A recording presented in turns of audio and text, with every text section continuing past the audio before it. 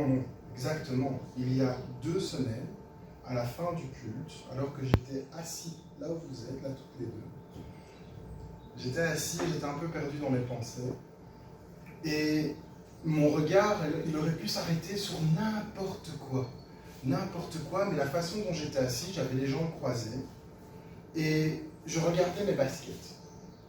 Et Paluku, notre cher et tendre pasteur, il me regarde et me dit, tu prépares, enfin je paraphrase, hein, tu prépares un message où tu vas parler sur tes baskets? Et je profite qu'il ne soit pas là aujourd'hui pour dire, oui, je vais parler de mes baskets. Alors je ne vais pas vous montrer les baskets comme ça ici, mais je vais parler exactement des baskets que je portais. Enfin, j'avais envie de vous les montrer, mais malheureusement, j'avais même collé des étiquettes pour cacher la marque et tout, et je les ai oubliées à la maison, malheureusement, désolé, je les aurais montrées. Mais effectivement, je voulais parler des baskets que je portais ce jour-là. Et en montrant ces baskets, j'aurais voulu vous demander, vous poser une question par rapport, c'est, est-ce que, je pense, nous avons déjà tous entendu parler de contrefaçon. Alors je vous rassure, les baskets que j'avais il y a 2 semaines, ce sont des vraies. Mais je pense que, de près ou de loin, on a tous déjà entendu parler de la contrefaçon. Alors, pour être précis, pour savoir ce qu'est une contrefaçon, j'ai été voir dans le dictionnaire. Je vois en premier lieu que la contrefaçon, c'est un nom féminin.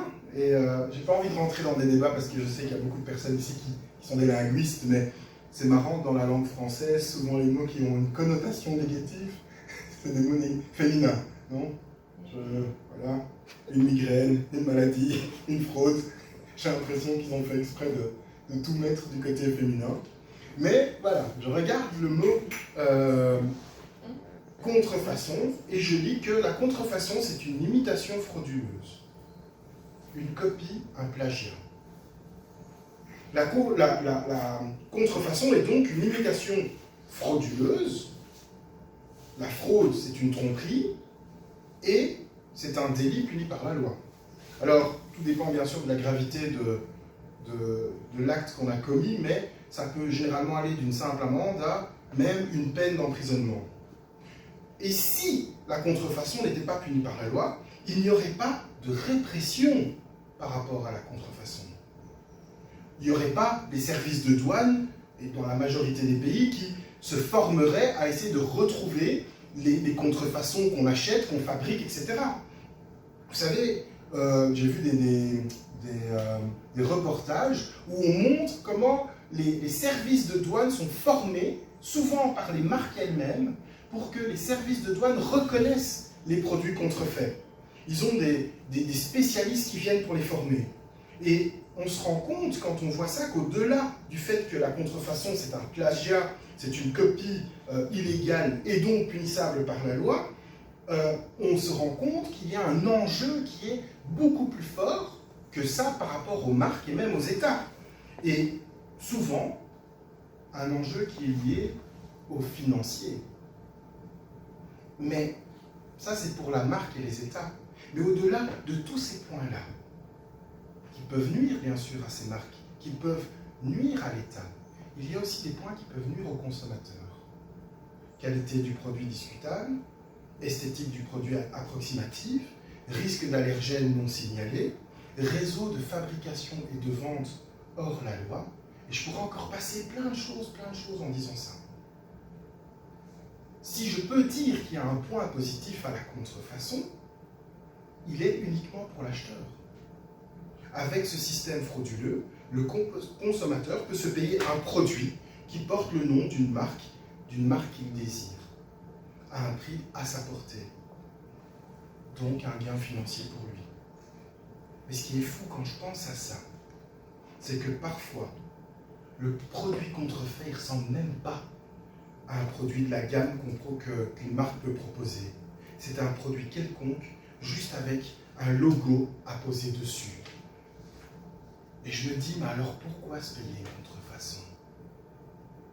J'ai l'impression que de nos jours, le principal c'est pas d'avoir le produit de ses rêves. Le principal, c'est de montrer aux autres que nous faisons partie du club. Parfois un club restreint, hein, mais nous faisons partie des détenteurs du précieux sésame. Je porte cette marque de luxe, donc je fais partie de l'élite. Et convoiter un produit, qu'il soit vrai ou faux, convoiter un produit car il est estampillé d'un logo connu, personnellement, mais je trouve ça un peu ridicule, vraiment ridicule. Mais bon, chacun fait ce qu'il veut, mais je ne comprends pas le schéma de pensée. Et puis il y a des personnes qui volontairement vont acheter un produit contrefait, donc ils savent qu'ils rentrent dans un réseau mafieux finalement, un réseau illégal. Et puis on a malheureusement des personnes de bonne volonté qui tombent dans ce piège car ils sont peu au courant et croient faire une bonne affaire. Et là j'ai envie de dire, mais comment on peut reconnaître alors une contrefaçon? Les meilleurs experts et les douaniers les plus fins, eh bien, ils vous le diront. Il y a plusieurs points qui doivent vous mettre la puce à l'oreille. Le prix, souvent, ne correspond pas à la valeur du produit. Je vous le dis, un article de luxe n'est pas accessible à tout le monde. Moi, je ne peux pas me payer une supercar. Si jamais un jour, on me vend une supercar à un prix défiant toute concurrence, que je pourrais me payer, franchement, je dois me poser des questions, parce que c'est pas normal. Malheureusement, il y a des produits qui ne sont pas à la portée de toutes les bourses. Et donc, quand on est face à ça, il faut peut-être se poser des questions. Il y a aussi parfois les emballages qui sont de mauvaise qualité. La qualité du produit en lui-même est discutable. Une étiquette mal imprimée, des fautes d'orthographe, des mauvaises traductions. Mais ce qui reste la meilleure façon de reconnaître une contrefaçon, c'est de déjà avoir eu le produit original entre les mains, de connaître la gamme que cette marque propose. Et c'est comme ça que les experts peuvent reconnaître le vrai du faux. Et ils manipulent le produit, ils le regardent, ils le connaissent. Et malheureusement, pour certains, c'est difficile de savoir, car ils n'ont jamais eu le vrai en main. Alors il y a peu de chances que ces consommateurs-là reconnaissent le vrai du faux. Parfois, je me demande si le fait de porter une marque, alors que, voilà, que ce soit faux, qu'elle soit fausse, je me demande si ça, c'est pour impressionner les autres. Mais les seuls qui sont impressionnés, c'est les gens qui ne connaissent pas. Alors voilà, je viens de faire une très longue introduction sur la contrefaçon. J'aurais pu aller plus loin parce que voilà, c'est tellement, quand on va sur Internet, on prend des informations à gauche à droite, on peut trouver plein de choses. Mais vous savez que j'aime bien faire des parallèles entre ce qui se passe dans la vie de tous les jours et notre vie chrétienne. Et ce que la Bible nous enseigne. Et ce que je viens de vous partager m'a fait penser à ce que la Bible nous enseigne sur les faux prophètes. Si je lis dans Matthieu 24, 11 à 13, et j'ai l'impression qu'on se retrouve absolument dans ce même schéma de contrefaçon. Matthieu 24, 11 à 13. Beaucoup de prétendus prophètes surgiront et ils tromperont beaucoup de gens à cause de la progression du mal. L'amour du plus grand nombre se refroidira, mais celui qui persévérera jusqu'à la fin sera sauvé. Malheureusement pour nous, disciples de Christ véritable, qui veut vraiment vivre une relation avec Dieu, au plus on avance dans le temps, au plus il y aura de faux prophètes. Au plus on va avancer dans le temps, au plus des serviteurs, des soi-disant serviteurs de Dieu, travailleront dans leur propre intérêt, avec comme but de faire tomber le plus grand nombre. Et c'est ça qui est incroyable. Ils sont là pour faire tomber le plus grand nombre. Alors comment reconnaître le vrai du faux? Et là je reprends avec vous Matthieu 7, 15 à 19. Méfiez-vous des prétendus prophètes. Ils viennent à vous en vêtements de brebis, Mais au-dedans, ce sont des loups voraces. Vous les reconnaîtrez à leurs fruits. Cueille-t-on du raisin sur des ronces ou des figues sur des chardons? Tout bon arbre produit du bon fruit, mais le mauvais arbre produit du mauvais fruit. Un bon arbre ne peut pas porter de mauvais fruits, ni un mauvais arbre, porter de bons fruits. Tout arbre qui ne produit pas de bons fruits est coupé et jeté au feu. C'est marrant parce que lorsque les douaniers tombent sur de la contrefaçon, généralement, ils les brûlent, ils les détruisent. Ici, on peut lire que tout comme pour la contrefaçon, il y a plusieurs points qui doivent vous mettre la puce à l'oreille pour reconnaître un faux prophète, un faux enseignant, un faux serviteur de Christ. Il faut savoir que d'abord, un disciple de Christ ne travaillera pas pour son propre profit, mais pour Jésus. Il travaillera par amour pour Jésus et vivra pour l'annonce de l'Évangile, et non par amour de l'argent et l'accumulation de biens sur terre. Il ne fera rien dans son propre intérêt, et son but sera que Christ sauve le plus grand nombre. Le faux disciple, celui qui fait de la contrefaçon biblique, lui, il manipulera, il va tordre la parole de Dieu. Il va utiliser la Bible, transformer et manipuler les textes pour faire chuter le plus grand nombre, pour faire douter le plus grand nombre.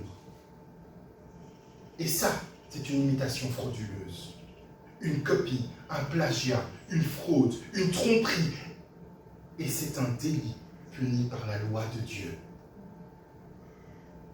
Quand je prends Matthieu 18, 6 à 7, et que je lis, « Mais si quelqu'un fait trébucher un seul de ces petits qui croient en moi, il vaudrait mieux pour lui qu'on suspende à son cou une meule de moulin et qu'on le jette au fond de la mer. Malheur au monde à cause des pièges. Les pièges sont inévitables, mais malheur à l'homme qui en est responsable. » Waouh! Dieu nous prévient. Jacques 3:1.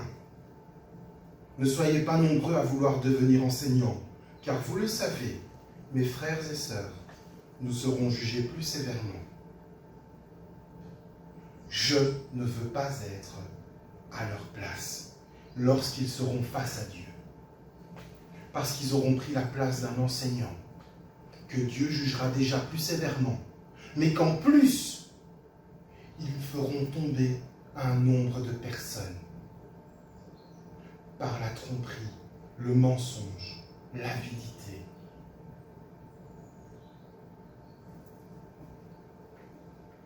Et il y a encore un point qui me pousse à me poser des questions. Les joutes verbales, bibliques, que certains font, en vidéo interposée, parce que ça c'est l'exemple que j'ai dans la tête, je regardais justement deux prédicateurs, et deux prédicateurs sur leur vidéo étaient en train d'attaquer l'autre et de dire « Viens, on va faire face à face ». À quoi ça sert?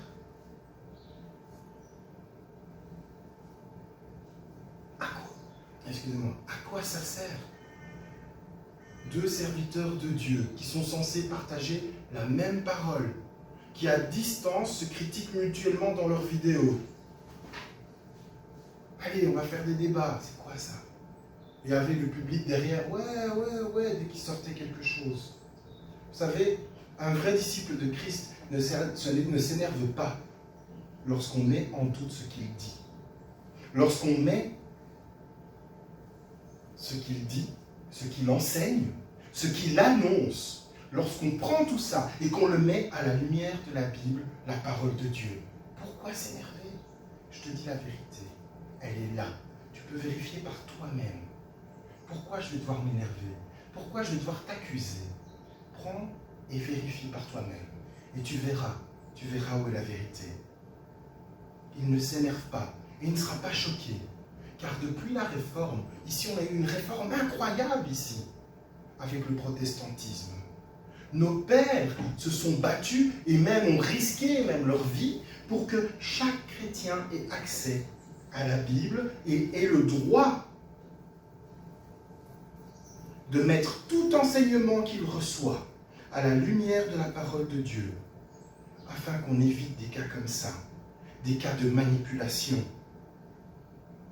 des cas d'extorsion au nom de Jésus. Et là, on extorque en masse, on ment en masse. Car le faux prophète joue sur le fait que le peuple ne lise plus la Bible, que le peuple ne connaisse plus la parole de Dieu. Et ils aiment utiliser des passages hors contexte pour donner au peuple ce que le peuple veut, afin de mieux les manipuler. Quand on n'a rien à se reprocher, on n'a rien à cacher. Et là, je pense à Jésus.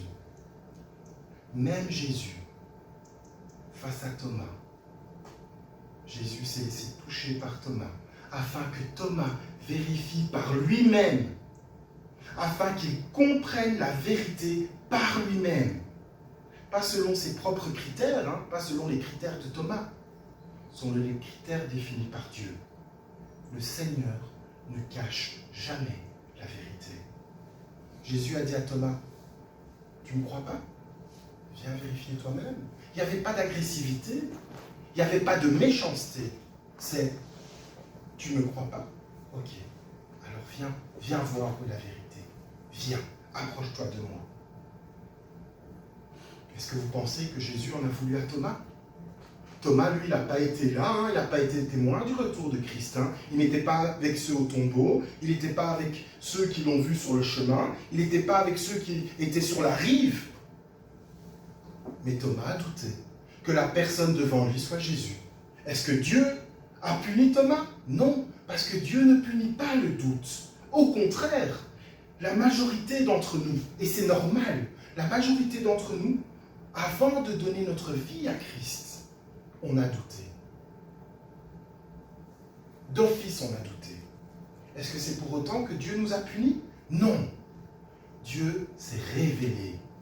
Dieu, au contraire, au moment où on doute, Dieu se révèle. Dieu révèle la vérité.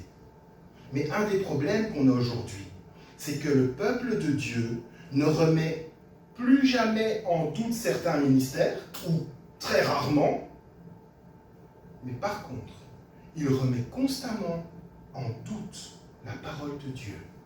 C'est quand même incroyable. On préfère remettre en doute la Bible, la parole de Dieu, que ce qu'un ministère va dire quand il prêche, quand il prophétise, quand il.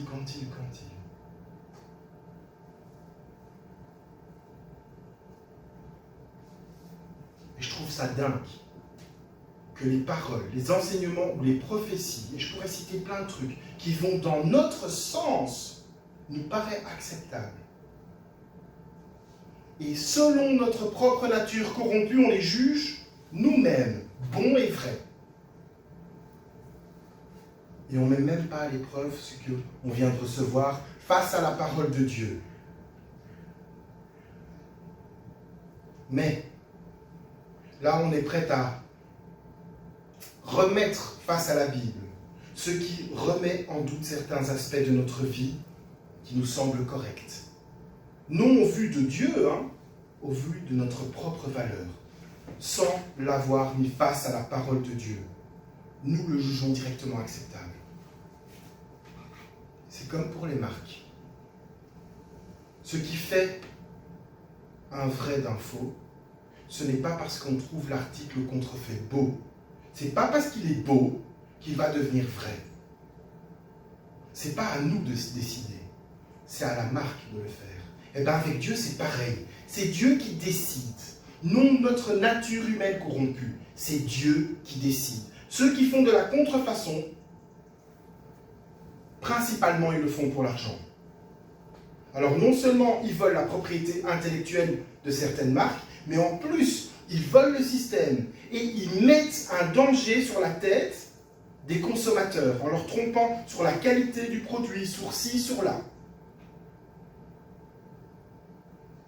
Et puis je me suis demandé, parce que là je me pose parfois des questions, je me dis, mais est-ce qu'on a autant de satisfaction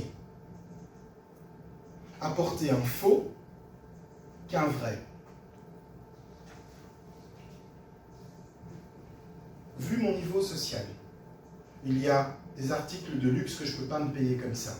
Par contre, il est possible qu'après de longues années d'économie, voire de sacrifice, je puisse me payer cet objet de luxe. Et là, j'en serai fier. Là, je serai fier de rentrer dans ce club. Là, je me serais dit, j'ai fait les efforts qu'il fallait et je suis avec vous. Quelle fierté qu'on a lorsque on n'a pas d'efforts à faire pour atteindre, alors qu'on ne peut pas se le payer, mais pour avoir un objet contrefait. C'est la même chose avec Christ. Le chemin avec Christ tous les jours. On se bat. On change. Christ à son contact, il change notre nature profonde. On a envie, bien sûr, on a envie d'aller à la facilité, mais Christ nous apprend la vérité. Tandis que certains préfèrent aller justement vers des églises contrefaites, des ministères contrefaits, qui disent « Mais t'as pas à changer, t'inquiète, t'inquiète. Tout ce que tu fais, c'est bien. Ah, c'est pas grave. Tout le monde va être sauvé, t'inquiète. » Où est où est la vie avec Christ, le combat avec Christ, la satisfaction d'être dans le chemin de Dieu?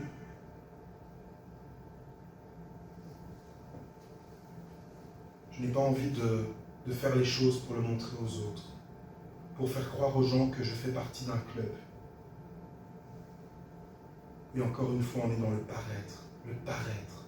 Je ne veux pas être un disciple de Christ du dimanche.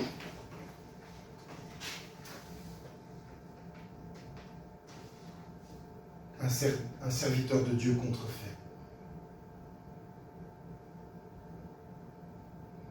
Et pour conclure, si je parlais ainsi, pour faire ce parallèle entre la contrefaçon et les faux prophètes, les loups qui sont déguisés en agneaux dans nos assemblées, tous les faux enseignants dont la Bible nous parle et nous demande de nous méfier, c'est parce qu'il est pratiquement impossible de faire la différence entre le vrai du faux si nous n'avons jamais été en contact avec le vrai. Il est impossible de faire la différence si nous n'avons jamais été en contact avec Christ, avec la parole de Dieu, la Bible, et si nous ne prions pas. On ne peut pas faire la différence entre le faux prophète et le vrai. Si on n'a pas appris à reconnaître les traits de caractère du vrai, à travers la Bible, mais surtout dans une vie de relation personnelle avec Dieu, une vie de prière. Et je sais qu'il y aura toujours des imitateurs qui, par appât du gain, d'envie de reconnaissance, ils n'hésiteront pas à mentir, à manipuler ou même à voler son prochain. Ils vont toujours vous promettre offrir mieux pour moins cher. Ils vont toujours vouloir vous garder dans un état d'esclave spirituel. Mais les vrais serviteurs de Dieu ne vont jamais renier sur la qualité. Ils ne vont jamais renier sur la vérité. Ils n'arrangeront jamais la Bible pour qu'elle soit acceptable par rapport à notre nature pécheresse. Le vrai travail, le vrai ne travaille pas pour son compte, mais pour Dieu et l'annonce de l'Évangile. Amen.